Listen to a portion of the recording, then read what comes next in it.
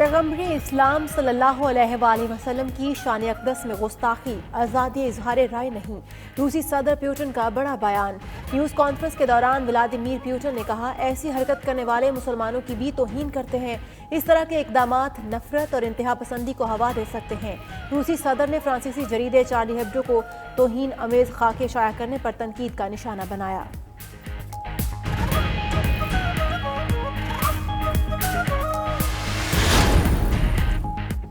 روسی صدر نے میرے موقف کی تصدیق کر دی۔ وزیر اعظم عمران خان کا پیوٹن کے بیان کا خیر مقدم ٹویٹ کیا۔ نبی پاک صلی اللہ علیہ وآلہ وسلم کی شان میں گستاخی، آزادی اظہار نہیں، اس پیغام کو غیر مسلم دنیا کے رہنماؤں تک پہنچانا چاہیے۔ وزیر اطلاعات فواد چودھری نے کہا، پیوٹن جیسی عالمی رہنما عمران خان کی کاوشوں کے نتیجے میں دو ٹوک رائے دے رہے ہیں۔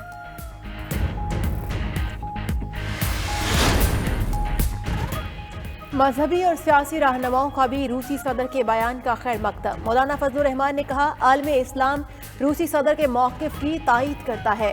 حضور صلی اللہ علیہ وآلہ وسلم کی حرمت و تقدس آفاقی ہے۔ امیر جماعت اسلامی سراج الحق بولے، اہم مسئلے پر دیگر عالمی رہنماؤں کو بھی یہ موقف اختیار کرنا چاہیے۔ تمام انبیاء کی توہین کے خلاف عالمی سطح پر قانون سازی کی ضرورت ہے۔ نواز شریف کو اعلیٰ عدلیہ نے سزا سنائی، ان کی نااہلی ختم کرانے کی کوشش ہو رہی ہے۔ وزیر اعظم کا پارٹی ترجمانوں کے اجلاس سے خطاب۔ عمران خان نے مزید کہا، نواز شریف کی سزا ختم کرنے کا کوئی اخلاقی جواز نہیں۔ نواز شریف نے اگر کرپشن نہیں کی تو پھر کرپشن کیا ہوتی ہے؟ چھوٹے کیسز میں ملوث لوگ جیلوں میں ہیں، بڑے چوروں کے لیے راستے نکالے جانے کی بات ہو رہی ہے۔ نواز شریف کی سزا ختم کرنی ہے تو ساری جیلیں کھول دیں۔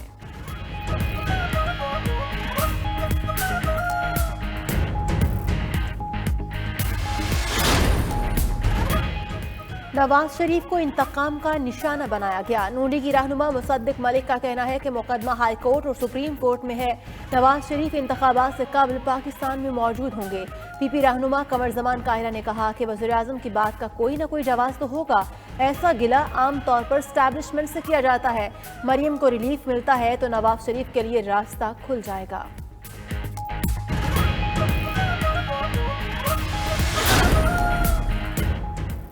پاکستان تحریک انصاف کی تمام پارٹی تنظیم میں تحلیل۔ وفاقی وزیر اطلاعات فواد چودھری نے کہا، تمام پارٹی عہدیداروں کو ان کے عہدوں سے ہٹا دیا گیا ہے۔ پارٹی کا نیا ڈھانچہ تشکیل دیا جائے گا۔ رشتہ داروں کو ٹکٹ بانٹنے کی تحقیقات کے لیے کمیٹی قائم۔ بلدیاتی الیکشن میں ٹکٹوں کا فیصلہ وزیر اعظم کی بنائی گئی کمیٹی کرے گی۔ ٹکٹوں کے فیصلے اب مقامی سطح پر نہیں ہوں گے۔ مزید بولے، اپوزیشن چیئرمین سینٹ کے خلاف تحریک عدم استحکام تو لا نہیں سکی، وزیر اعظم تو دور کی بات ہے۔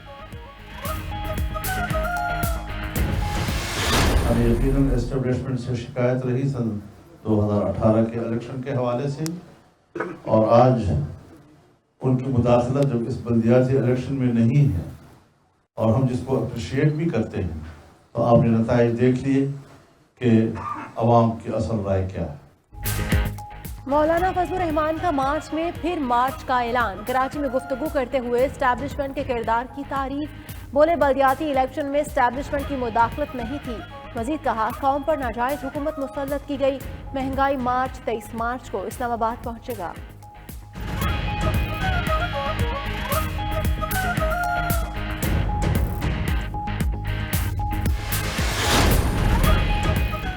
کراچی کے ماڑی میں گیس لوڈ شیڈنگ کے خلاف احتجاج، بدترین ٹریفک جام۔ ٹاور، آئی چندری گڑھ روڈ، مائے کلاچی روڈ، کیماڑی روڈ، جناح برج، ICI پل، سلطان آباد روڈ متاثر۔ ڈپٹی کمشنر سے مذاکرات کے بعد احتجاج ختم کیا گیا۔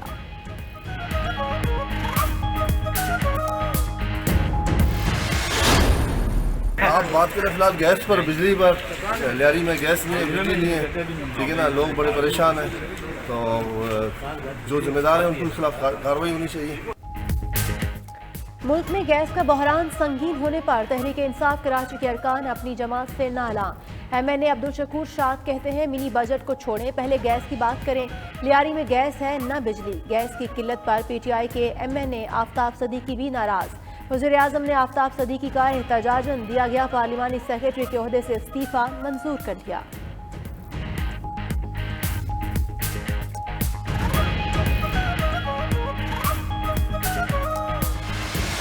پاکستان کی جو قدرتی گیس کی فیلڈز ہیں اس کے اندر سالانہ 9% کی کمی آ رہی ہے، اور جو باہر سے گیس آتی ہے LNG وہ بہت مہنگی ہے. اس وقت $40 کا کارگو ہے، وہ $30 $40 کا جو کارگو ہے وہ ہزاروں روپے اس کی قیمت بنتی ہے. اس لیے ایک حد سے زیادہ وہ گیس سپلائی نہیں کی جا سکتی. سردیوں میں گیس کی کمی پیداواری مسئلہ ہے. وفاقی وزیر توانائی حماد اظہر کہتے ہیں گیس کے ذخائر میں سالانہ 9% کمی ہو رہی ہے. LNG $40 کے حساب سے خرید کر سستی نہیں دی جا سکتی. دوسری جانب وزیر اطلاعات فواد چودھری نے گیس بحران پر ناراض گورنر سندھ اور حماد اظہر میں صلح کروا دی. دونوں رہنماؤں کو بیان بازی سے اجتناب کا مشورہ.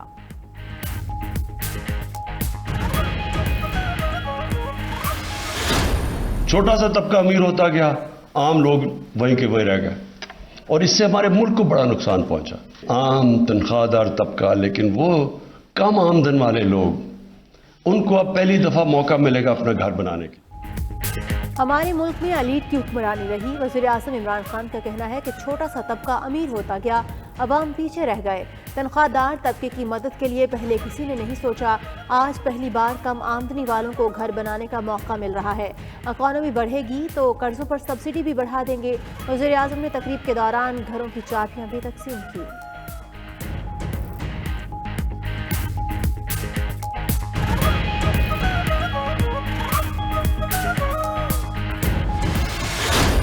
بابا قوم قائد اعظم محمد علی جناح کا 146واں یوم پیدائش.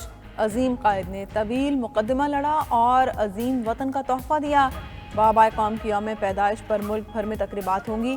مزار قائد پر گارڈز کی تبدیلی کی تقریب بھی ہوگی. اہم رہنما مزار پر حاضری دیں گے.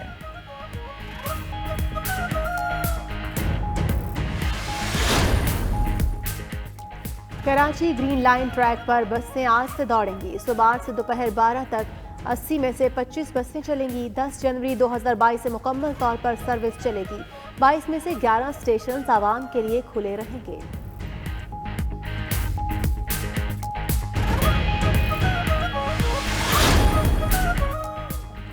سندھ لوکل گورنمنٹ ترمیمی ایکٹ پر عمل درآمد شروع. سندھ اسمبلی نے لوکل گورنمنٹ ترمیمی ایکٹ گزٹ کر دیا. ترمیمی بلدیاتی قانون کے تحت کراچی میں ڈسٹرکٹ کونسل تحلیل، ڈسٹرکٹ میونسپل کارپوریشنز ختم، نئے ٹاؤنز بنائے جائیں گے. اہم اسپتال کے MC سے سندھ حکومت کو منتقل ہو جائیں گے. سندھ میں میئر اور چیئرمینز کا انتخاب شو آف ہینڈ کے ذریعے ہوگا. خواجہ سراؤں اور خصوصی افراد کے لیے بھی نشستیں مختص.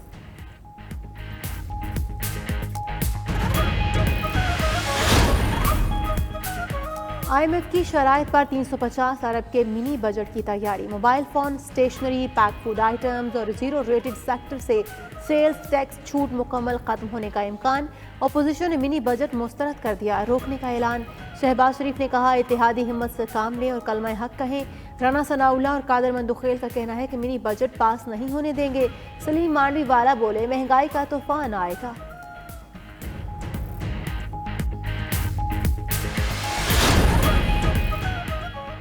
عوام جتنی تکلیف میں آج ہیں پہلے نہیں تھے. ناساز معاشی حالات پر وزیراعظم کے پرانے ساتھی جہانگیر ترین بھی بول پڑے. کہتے ہیں حکمران مسائل کا شکار، ملکی معیشت کو سنبھالیں.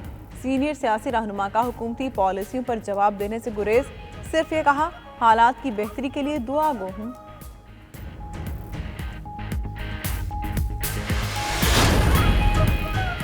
مہنگائی میں اضافے کی شرح 19.83% ہو گئی. ماہانہ 17,000 کمانے والوں کے لیے مہنگائی کی شرح 22% تک جا پہنچی. ایک ہفتے کے دوران 23 اشیاء ضروریہ کی قیمتوں میں اضافہ ہو گیا. وفاقی ادارے شماریات کا کہنا ہے کہ ٹماٹر، LPG، لکڑی، انڈے مہنگے ہو گئے. چاول اور کوکنگ آئل سمیت 23 اشیاء کی قیمتوں میں استحکام رہا.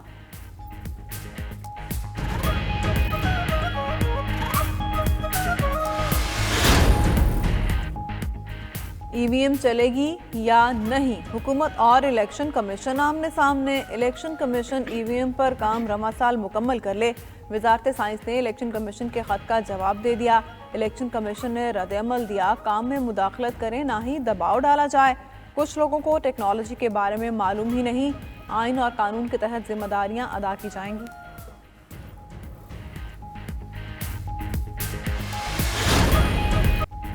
دنیا بھر میں مسیحی کمیونٹی آج کرسمس کا تہوار منائے گی. پاکستان میں بھی مسیحی برادری خوشیوں کا تہوار منانے کے لیے پرجوش، جگہ جگہ چراغاں، مختلف شہروں میں کیک کاٹنے کی تقریبات، لاہور میں ایوان وزیر اعلیٰ میں بھی کرسمس کی تقریب۔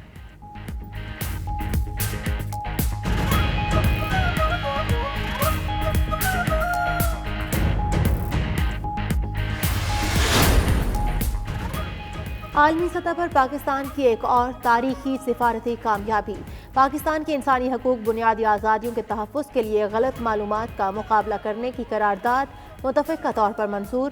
اقوام متحدہ کی جنرل اسمبلی کی قرارداد متفقہ منظور کی۔ ترجمان دفتر خارجہ کا کہنا ہے کہ غلط معلومات کے پھیلاؤ سے سماجی انتشار میں اضافہ ہوتا ہے۔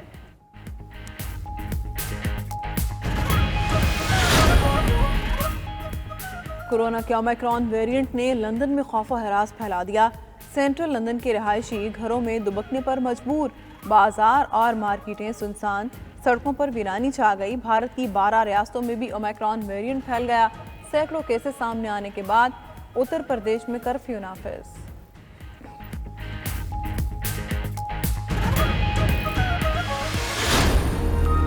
بالائی علاقوں میں برف باری، دیوسائی میں 3 فٹ برف جم گئی۔ اسکردو اور دیگر علاقوں میں بھی سفید گالوں کی برسات، کئی علاقوں کا درجہ حرارت -8 ڈگری تک گر گیا۔